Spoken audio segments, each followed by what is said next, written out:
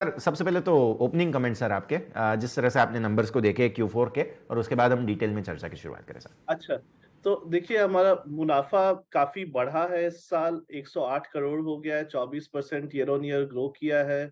EBITDA margin 42% पर है। और रेवेन्यू 282 करोड़ पहुंच गया, 40% बढ़ा है। तो FY23 बहुत अच्छा गया और Q4 भी बहुत अच्छे से गया है। काफी ग्रोथ देखने को मिला है।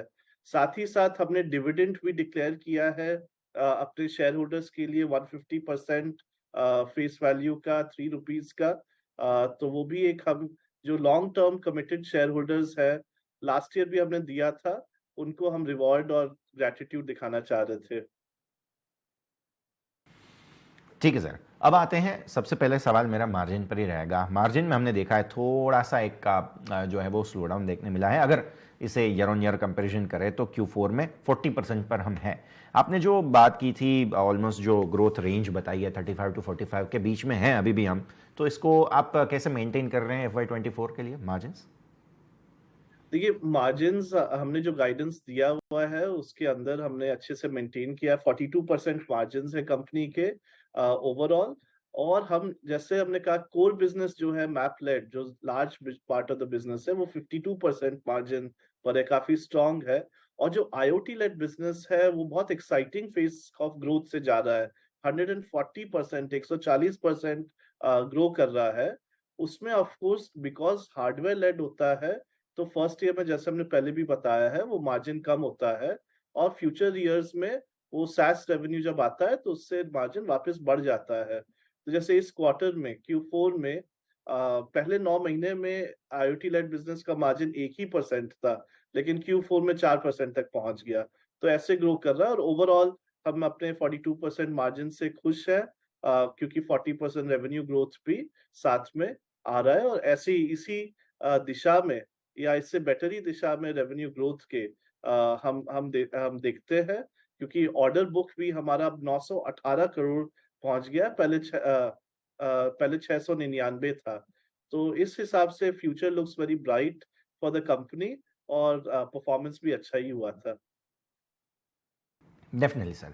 सेगमेंट वाइज अगर हम देखने जाएं तो ऑटो में थोड़ा सा एक स्लो हुआ है ग्रोथ, पर्टिकुलरली Q4 में रेवेन्यू हम देख रहे हैं फ्लैट टू नेगेटिव जोन में है।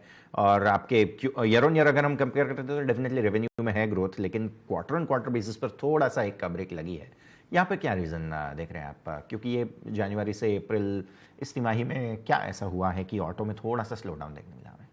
सॉरी, थोड़ा आपकी आवाज वो क्लियर नहीं आ रही है। I am sorry for that, वो ओके, मैं क्वेश्चन। No no problem. तो ऑटो सेगमेंट की बात कर रहे हैं, अगर आप ठीक से सुन पा रहे हैं, ऑटो में जो रेवेन्यू थोड़ा सा स्लो हुआ है उसका रीजन, अगर आप मेरी आवाज अगर आप ठीक से पहुंच रही हो तो जी। एक्चुअली हमारे सारे सेगमेंट्स तो मेरे हिसाब से ग्रो किए हैं। A&M automotive and mobility take वो 34% ग्रो किया। Consumer tech enterprise digital transformation 48% grow किया है। अगर आप हमारे ऑटोमोटिव का देखिए तो 1.9 मिलियन नए व्हीकल्स, मतलब 19 लाख नए व्हीकल्स हमारे सोल्यूशन के साथ बिल्ट इन गए। बनस्पत 13 लाख पिछले साल, जो कि 46% ग्रोथ है। इंडस्ट्री का तो ग्रोथ आप कह लीजिए 20% ही था, तो काफी फास्ट अपटेक बढ़ रहा है। तो हमारे हिसाब से तो सारे सेगमेंट्स ग्रो कर रहे हैं, बट ऑफ कोर्स हम और भी ग्रो कर सकते हैं और एफर्ट मार सकते हैं, जो कि हम इस साल करेंगे। डेफिनेटली सर, बहुत अच्छे से आपने समझाया। और साथ ही साथ जो ऑर्डर बुक का ग्रोथ है उसके बारे में मैं बात करना चाह रहा था, बिकॉज हाँ, यहाँ पर भी हम देखें तो वो जो ग्रोथ है वो थोड़ा सा स्लो हुआ है। अगर आप ठीक से सुन पा रहे हो तो ऑर्डर बुक के ग्रोथ को और हम कैसे मेंटेन करेंगे, क्योंकि मैपल्स भी है अब प्रोडक्ट, तो इसके ऊपर भी हमारा ज़रूर नजर रहेगी रोहन। समझा। हाँ, ऑर्डर बुक का ग्रोथ जो ओपन ऑर्डर बुक तो काफी अच्छे से ग्रो किया है, 918 करोड़ हो गया है, 31% हायर देन 699। बट जो आप एनुअल न्यू ऑर्डर बुकिंग की बात कर रहे हैं, जो कि 512 करोड़ है, पिछले साल 523 था, उसके पहले साल 468 था। देखिए इट सेल्फ बहुत अच्छा ऑर्डर बुकिंग का ग्रोथ है। और इसमें क्या फैक्टर्ड इन नहीं है कि हमने 250 नए कस्टमर्स, अपने B2B B2B2C वाले कस्टमर्स अपने किटी में लाया है, जिस कई सारे कस्टमर्स का ना हम ओपन ऑर्डर लेते नहीं है क्योंकि हमें नहीं पता उस कस्टमर से कितना बिज़नेस आएगा, वो रेट कॉन्ट्रैक्ट होता है, सब्सक्रिप्शन का कॉन्ट्रैक्ट होता है, रेट होता है, वॉल्यूम हमें कॉन्ट्रैक्चुअली नहीं पता रहता है। तो जब आप दोनों चीज़ जोड़िए कि हमने एनुअल न्यू ऑर्डर बुकिंग्स भी किए हैं 512 करोड़ और 250 कस्टमर भी ऐड किया है, तो आप देख सकते हैं कि इससे जो फ्यूचर रेवेन्यू ग्रोथ जो कि 918 का ओपन ऑर्डर बुक प्लस जो नए कस्टमर्स अब 850 कस्टमर हो गए, तो इससे जो ग्रोथ आएगा अच्छा ही आएगा। 40% से ज़्यादा ही का हम एम कर रहे हैं revenue growth year on year. ठीक है सर। अब आते हैं आईओटी बिजनेस पे। ऑब्वियसली इसके ऊपर हमारा ज़्यादा जोर रहेगा बिकॉज आपने भी जो रिसेंट डेवलपमेंट्स देखे थे उसके बाद अब काफ़ी अच्छा ग्रोथ यहाँ पर देखने मिला है और मार्जिन्स भी हम देख रहे हैं कि जो ऑलमोस्ट 1% से ग्रू हुए हैं। तो इसको और थोड़ा सा समझाइए क्योंकि almost 1.9 plus lakhs IoT devices हमने बेचे थे। अब FY24 के लिए क्या आउटलुक लेके हम चलेंगे यहाँ से? देखिए इस पास्ट ईयर में तो बहुत इसका सुपर ग्रोथ हुआ है 140% 140% ग्रोथ हुआ है।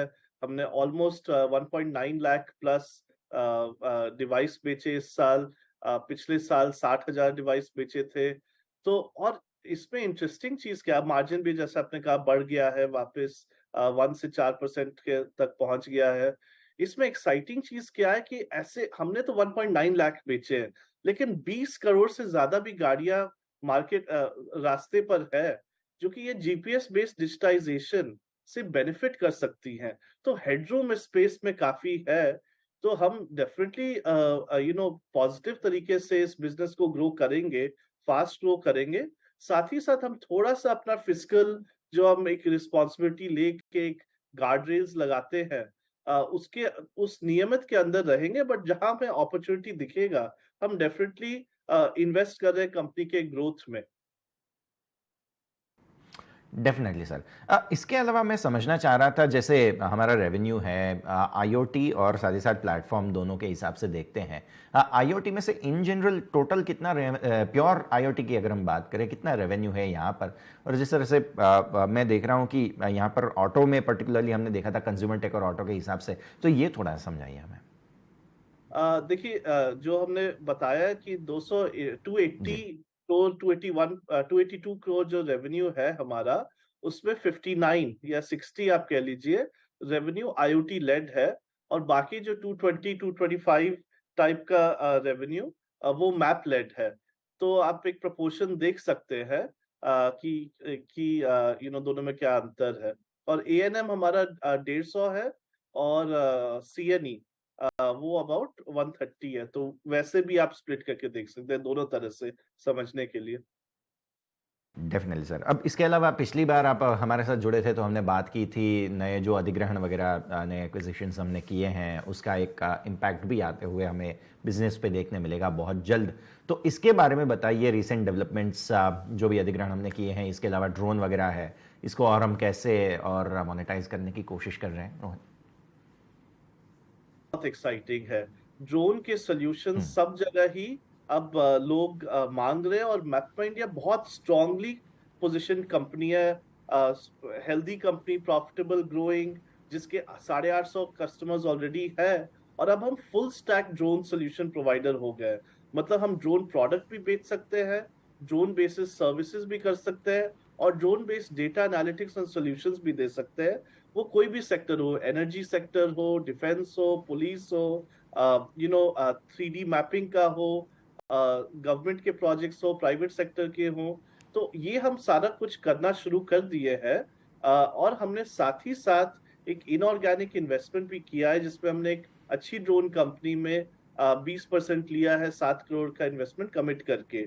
तो ये ऑर्गेनिक एंड इनऑर्गेनिक तरीके से ड्रोन जो बहुत बड़ा मार्केट हो सकता है, एक डिफरेंशिएशन और मार्केट लीडरशिप पोजीशन की कैपेबिलिटी रखते हुए हम ड्रोन मार्केट को इस आने वाले साल और आने वाले कुछ साल में देखेंगे। हम्म।